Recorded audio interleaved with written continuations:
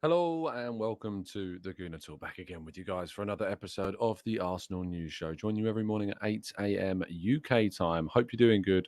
Hope you're doing well. It's been a day. I had a long day yesterday. I'll tell you what, it was good, relaxed. Ended up enjoying myself in the end. But you get challenges, you overcome them, and one of those was trying to not get so frustrated on a golf course that you end up whacking the ball into oblivion. But it was ended up being a good day and a personal best breaking day as well. So very happy indeed. Thank you to all those that were sending in their concern for my golfing ability. Also, I've noticed over the last few days, people leaving comments saying, "Oh, I just missed the live show," or, "Oh, I can't believe I missed the live show." And I'm sitting there and I'm thinking, it's the same time every day, guys. It's 8 a.m. UK time. I literally say it in the show. But no excuses, guys. You need to make sure you're setting those alarms and tuning in, getting in the chat box, just like these fantastic people. Good morning to Paul, to Rich, to A1, to Blackshine. Good morning to Matt G. Good morning to Olu. Good morning to Johnny, Stephen, Kevin, Martin. We got Carl, Steve, Marcus, Damien, Pinnywing, Carlton, Nav. We got Leopold, Mark, Morgie, Louis, Stevie, and David, Stephen, Amira, Vivian, and plenty more of you guys as well. Thank you so much, as always, for tuning in. It is very much appreciated. And if you could just press that thumbs up button, it certainly would be even more appreciated. If you're new to the channel, subscribe, turn those notifications on. And then maybe if YouTube does its proper work, it will tell you when we go live and you won't miss a show. You can also follow us, of course, on social media. And that's where I always send a tweet out in the mornings to remind you that the show is indeed going live. Okay, Stephen, no, I've not broken my clubs in anger yet. No, one has been thrown. I have recovered it, retrieved it, but no damage. No damage so far. Let's crack on with today's stories, shall we? Blackstenius and Arsenal again running rampant as they won 4-0 against Brighton, keeping up the pressure in the title race, which still looks, I think, out of Arsenal's hands at this moment in time. It's going to be very difficult. They are 6 points behind Man United. Yes, they played a game less, but they're also 5 points behind Chelsea, having played the same number of games with, only 3 games to go. What we do have is, of course, this Sunday is the FA Women's Cup final between Chelsea and Manchester United. Hopefully that knackers them out. So both teams are going to be somehow struggling in the final games. Arsenal still do need to play Chelsea amongst playing West Ham and Reading, who are Reading are bottom of the table, and West Ham are just above Brighton, who Arsenal just absolutely battered. So there's 2 wins you'd expect there. If you can get a win over Chelsea, you give yourself a good chance if Chelsea drop points elsewhere. So let's keep those fingers crossed that happens. But unfortunately, I think it's going to be just out of Arsenal's reach again this season. But an amazing season so far to get to the Champions League semi-final, nearly to the final, would have been an amazing achievement. But we go again next season, hopefully without the significant injury problems that we've suffered. Now, Bukayo Saka, according to numerous reports, is set to sign a brand new contract at Arsenal. We've known about this, of course, for some time. This has been in the works. Arsenal have been discussing. We've always felt they were confident, and it seems as though that this is going to be the case, that according to multiple sources now reporting this, is that Arsenal will indeed be able to renew Bukayo Saka's deal at the club and will be here for the foreseeable future. There's been rumours about £300,000 per week, which is obviously a lot of money, but does Bukayo Saka rightly become Arsenal's highest paid player? I think so. He's our most important player. He's probably our best player. It's a lot of money to give a player of his age, but I think it reflects his position in the current Arsenal team. And, moving forwards, Arsenal are going to have to start paying their players, if we're going to be looking to try and compete for the title every season, wages that reflect that of a side that is competing for a title. And so that, of course, does fall into category. It should be said that I'm aware that the bonus structure of that wage kind of situation is significantly heavily weighted towards bonuses. So the £300,000 that's being reported, that's not the base level wage. There is significant bonuses and stuff included, incentives in that contract. Now, William Saliba, again, according to multiple sources, ESPN, in particular James Ollie, reporting that Arsenal are confident of landing William Saliba a brand new deal as well. Really important that Arsenal secure Saliba's future. A player that looked I mean, a couple of years ago, like his future at Arsenal was ebbing towards a close, but Saliba now very much part of the fabric of the club, and Arsenal for some time have been wanting to extend his deal. Arteta saying that they wanted to reward him with a brand new deal as well publicly in a press conference, which is always a really positive sign too. So yes, William Saliba, hopefully, fingers crossed, let's keep them very much tightly crossed on this one, will sign a brand new deal with Arsenal in the near future. And we move forwards to the transfers as well as Declan Rice and Caicedo's double deal. Now, there's been a number of suggestions that Arsenal could land both of Declan Rice and, of course, Moises Caicedo as well. Damesh Sheth from Sky Sports has been discussing the idea of Arsenal potentially landing both players, saying that obviously we knew about the interest of Rice, we knew about the interest in placing those bids for Moises Caicedo in January. And if Arsenal have the financial capacity, there's nothing to suggest that they might not move ahead to try and sign both players in the summer. That'd be great. Obviously, I'd love to see Declan Rice and Caicedo. From my perspective, it's difficult to see how this would happen. 120 million pounds being quoted at the moment for Rice. I do think that's more so from the club side than the player, or certainly Arsenal side. I'm hoping that Arsenal will be able to lower that price tag. But Moises Caicedo has been suggestions and reports out there that Caicedo will be worth around 80 million quid to get that deal done. So you're looking at upwards of 150 at least to get both players, at least. It's a lot of money to invest in those two players. And whilst I think it would be worth adding both of them to the squad, can I see Arsenal being able to do that? I'm not sure, is the answer. I'm not sure whether or not that's going to be feasible. But certainly they very much like the profile of both players, and we can keep our fingers crossed again that both end up, or at least one of the two. I'd be over the moon if Arsenal bring in one of the two. If we bring in both of them, that would be an amazing opportunity for Arsenal. Now, Martin Zubimendi has been talking about the links with both Arsenal and Barcelona. He was asked on the topic and said, "I have never planned to leave Real Sociedad. I always say that. I love life here at home. I'm so happy here. The value of this club are same as mine, and so I feel very good.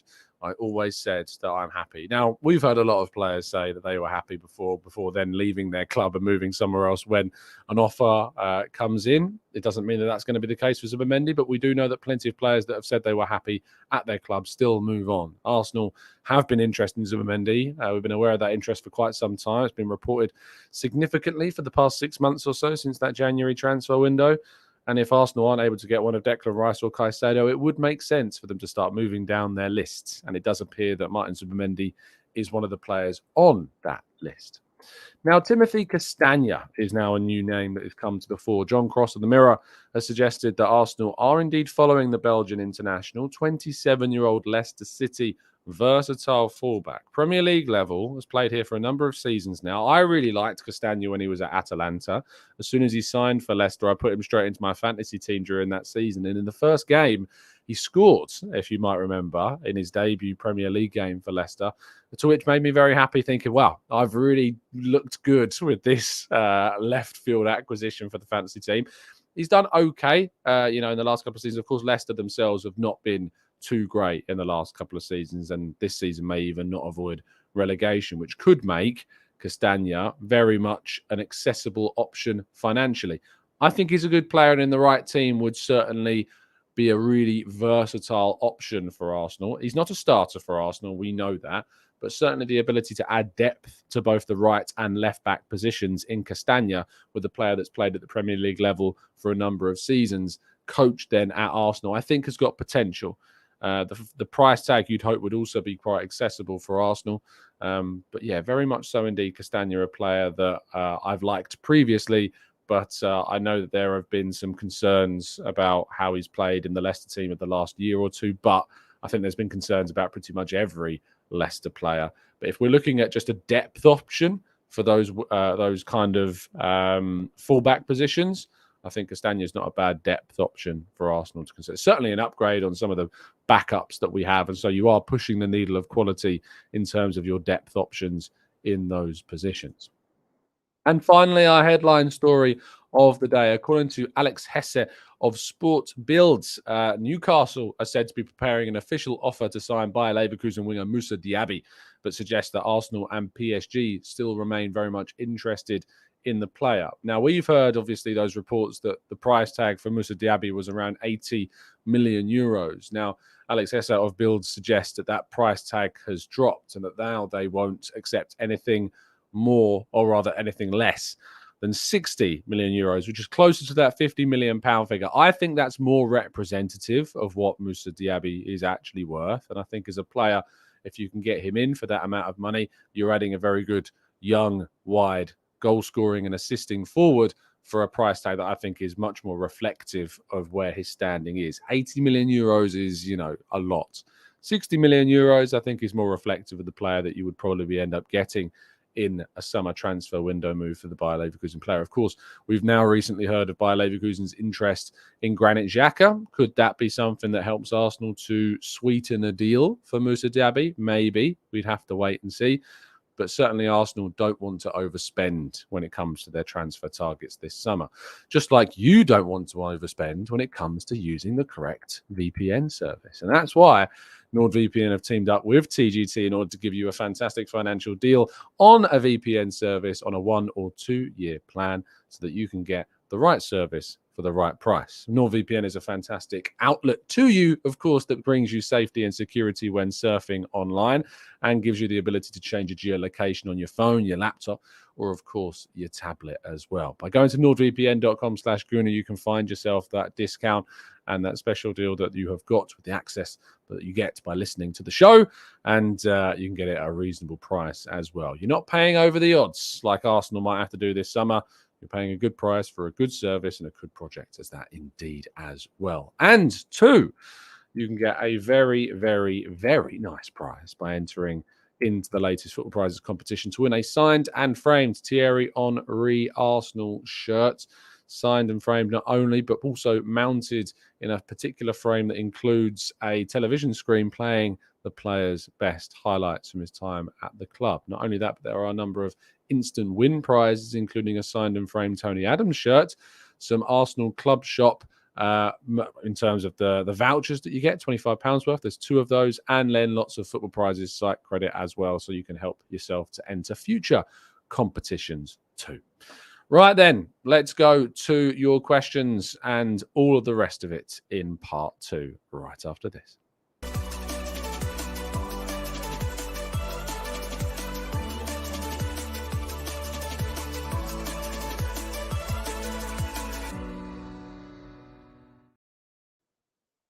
Thank you, of course, always to everybody that has helped to buy the merchandise on the channel. That's helped us raise £1,500 for the Arsenal Vision Foundation cause. And, of course, now £590 has gone towards Cancer Macmillan support for the first round of donations at the channel.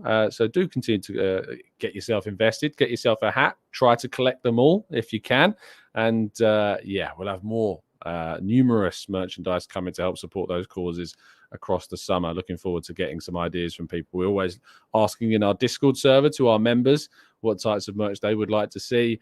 So we'll see if we can get anything sorted on that front as soon as possible. Okay, let's go into the chat box then. Let's tackle some of those questions. Let's go to Olu says, hey, Tom, will you be happy with a summer of £200 million worth of spending? 90 million on Rice, 70 million on Caicedo, and 40 million on Mark Guehi. Olu, I think we're missing a fullback in there, and I think you'd have to keep following Balogun as well to make that a worthwhile summer. You'd look at that and go, wow, that's 3 brilliant players that you've added to the squad, but there's still positions that you're missing there, and that's why I think it's going to be a big challenge for Arsenal to get both of those 2 particular central midfielders, because I think a fullback is really important. What I would say is that there is nothing stopping Arsenal going out and using their head to sign maybe players on a free. Now, one player that's available on a free transfer this summer at the moment, unless things have changed and I've not noticed it, is Rafael Guerreiro at Borussia Dortmund. Now, he is a left-sided player, of course, but Arsenal do have their options on the right-hand side, and who knows, maybe you could transition him as well. And I know he's left-footed, but has played in central midfield as well, showing his versatility. But as a free transfer, not a bad option for Arsenal. But I would like to see more come through in terms of that right-back role. But maybe that'll be fulfilled by a youth option, like a Rule Waters, perhaps in the future. We'll have to wait and see. Wilson says, why on earth are West Ham demanding 120 million for Rice? That is a lot of money, and there is no way in hell that Arsenal will pay that.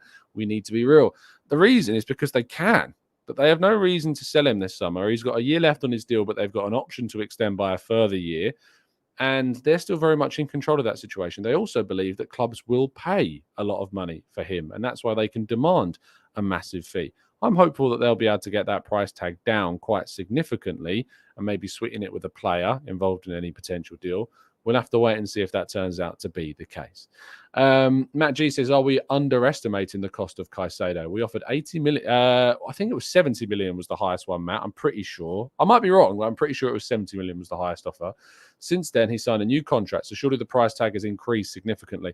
Not necessarily. The contract was more so to increase Caicedo's comfortability at Arsenal. He was on a very low wage when he signed from South America because, if you're a Premier League club signing a player from South America and from kind of the really unknown areas of the nation, you only have to increase the wage by, we're talking single-digit thousands to make it a significant wage for a player coming from those leagues because they're not paid too much in those leagues.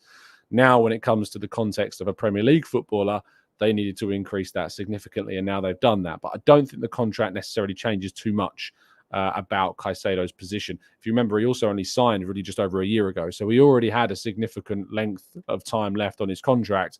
So the new contract doesn't necessarily change all that much about how much they could sell him for. So no, I don't think the 80 million is an underestimation. I think that's probably what they would be asking for, and it would make sense. Bakary Lazani says, hey Tom, how would you feel about 70 million plus Patino for Rice? I think if the deal makes sense, you can do that. Patino wants to move on. If you can get 30 million quid or so off of his price tag with Patino, absolutely go and do it. Absolutely. Louis says, I'm wearing my TGT cap and my new 0708 away kit with Fabregas on the back. Love that, Louis. Fantastic. Z Tafador says, Tom, your thoughts on getting some players from possible relegated sides like James Ward-Prowse, James Maddison and Castagne.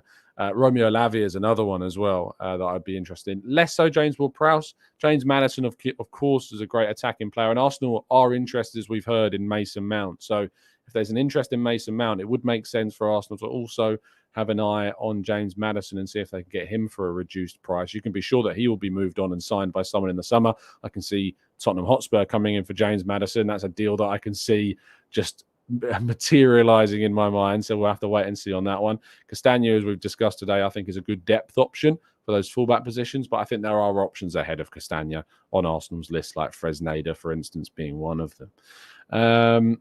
Let's go to David. Says Rice 100 million, Caicedo 70 million, Tomori 25 million. I don't know why Milan are selling Tomori for 25 million, but that would be significantly underselling what his value is at the moment in the market. Wilson says, why do I think that Arsenal need to sign two midfielders? Because if you look at Xhaka and you look at Partey, I think, and Jorginho's only got a year left on his deal, you want to plan for the future. You want to make sure that you've got that consistency of quality that's going to be extending Arsenal's reign at the top into the coming seasons. Bring in two so that if any of Xhaka or Partey or both were unavailable, you've got two quality options to rotate. And rotation is another big option, big reason behind why you need to bring in two as well. Penny Ween says, if you ever started a golf show, would you still call it TGT, aka the Golf Talk? I don't plan on starting a golf show.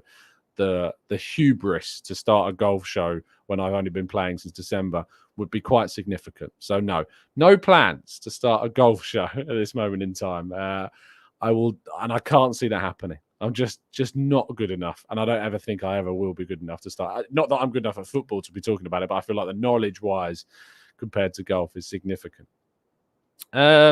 Let's go to Sam says, Tom, I would like to see Tomiyasu and Tierney compete for the left-back role and Ben and Fresneda on the right-back. Move Zinni into central midfield and play him through rotation. I think that's an option. I don't think that Zinchenko will leave that left-back role, to be honest, though, Sam. I can't see Arteta moving away from that. He loves the profile of Zinchenko in that position. It makes it very difficult to see him moving Zinchenko into midfield. We've talked about it a lot. We talked about Zinchenko in midfield a lot on the channel, but I think they're looking at investing in midfield rather than seeing Zinchenko move into that area. But I think if we were in a desperate situation, of course, I think they'd move Zinchenko into midfield if you still had Tierney or Tomiyasu available. But I don't see that happening at the moment. Christian says, Tom, what if we use Tommy as a backup central defender and a backup for Ben White and Kivior as a backup for the left and in the middle? Thanks for the best show.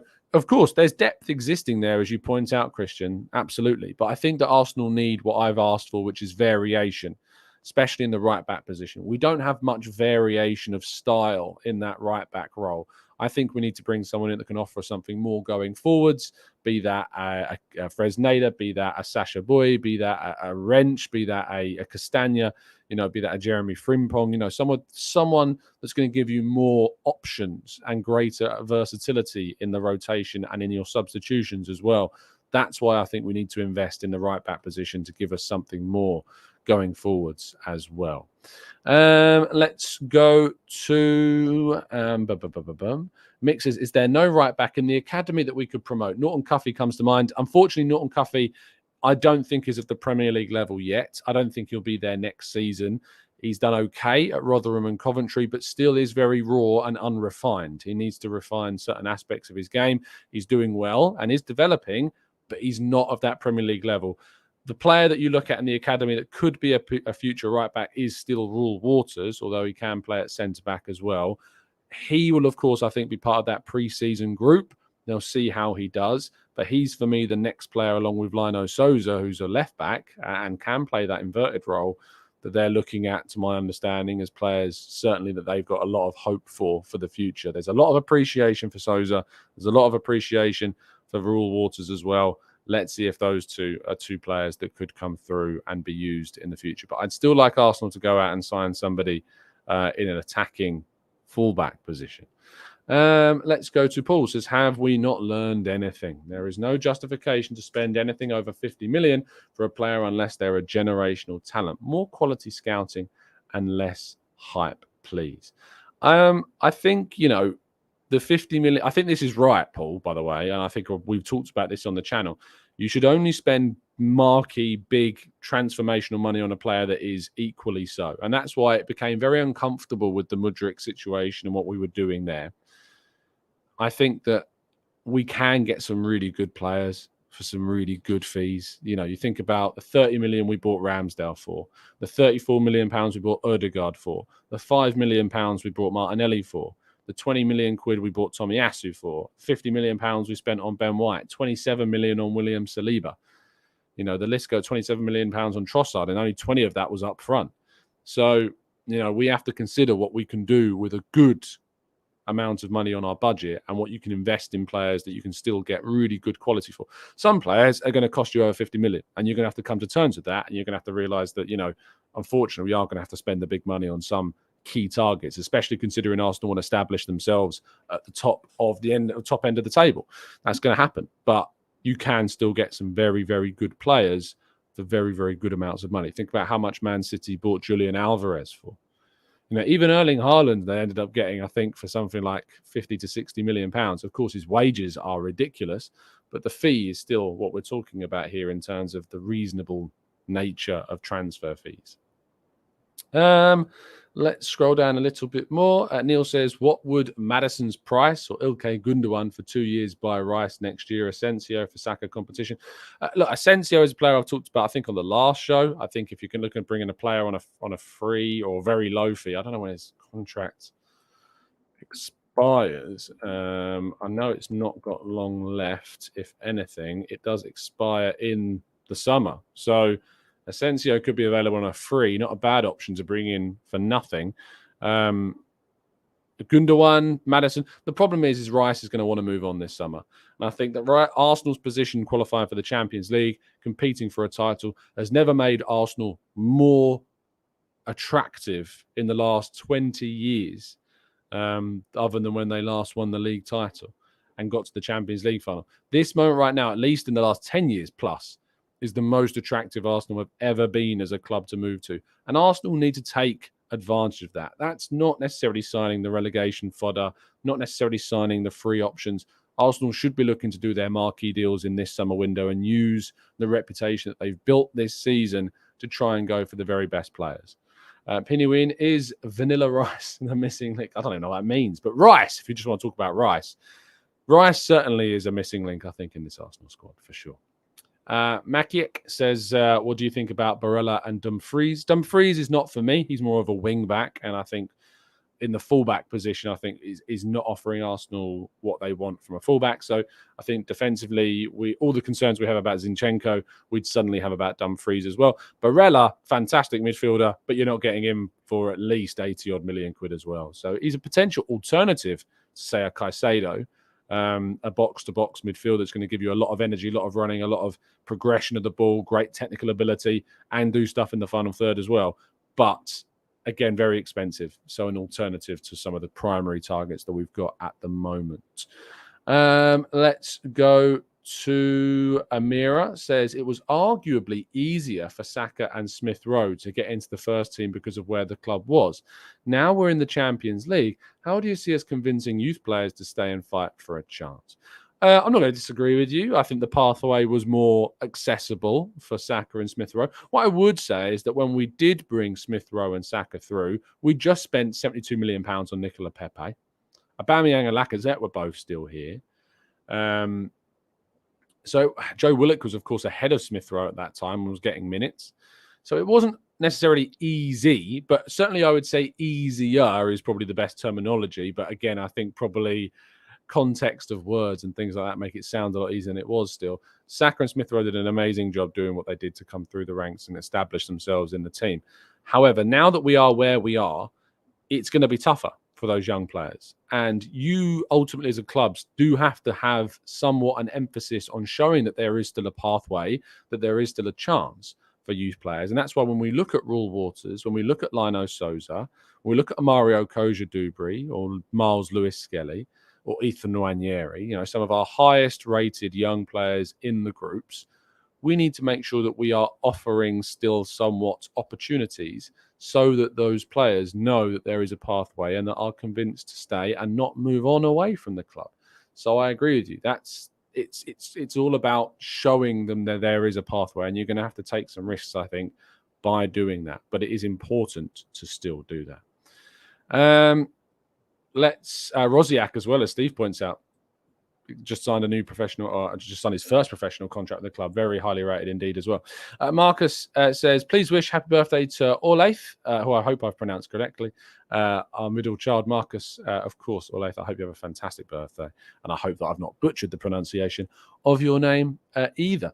Aditya says, hey, Tom, players aside on the training side of things, what are the areas we should be focusing on? Not sure if this makes sense.